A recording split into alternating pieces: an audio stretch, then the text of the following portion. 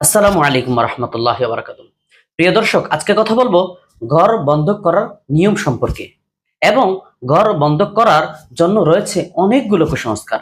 এক নম্বর কুসংস্কার হলো ঘর বন্ধকের নামে ঘরের বিভিন্ন জায়গায় বোতল বা তাবিজ বা পেরেক পুঁতে দেওয়া।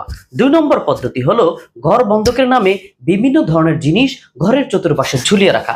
তিন নম্বর পদ্ধতি হলো মাটির যে ধরনের বাসনগুলো রয়েছে, এই ধরনের বাসনগুলোর মধ্যে বিভিন্ন ধরনের গাণিতিক সংখ্যা সহ বিভিন্ন মূর্তি ব্যবহার করা।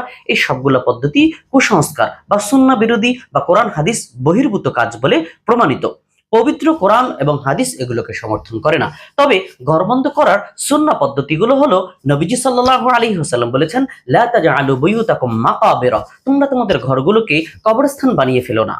ইন্না শাইতানা ইয়ানফিরু মিনাল বাইতিল্লাযী তাকরাউ ফীহি সূরাতুল বাকারা, নিশ্চয়ই যে ঘরের মধ্যে সূরাতুল বাকারা তিলাওয়াত করা হয় সেই ঘরের মধ্যে শয়তান থাকতে পারে না। এজন্য প্রিয় দর্শক, আপনি আপনার ঘরকে যদি বন্ধক রাখতে চান, যদি ঘর বন্ধক থাকুক যেখানে শয়তান প্রবেশ করতে পারবে না, তাহলে অবশ্যই আপনি প্রতিদিন সামান্য কিছু হলেও সূরাতুল বাকারা আপনার ঘরে তিলাওয়াত করুন। আপনার ঘর অবশ্যই শয়তানের সমস্ত ধরনের ক্ষতি থেকে ইনশাআল্লাহ আল্লাহ তাআলা হেফাজত করবেন। আল্লাহ তাআলা আমাদেরকে বুঝার তৌফিক দান করুন। আমিন। আসসালামু আলাইকুম ওয়া রাহমাতুল্লাহ।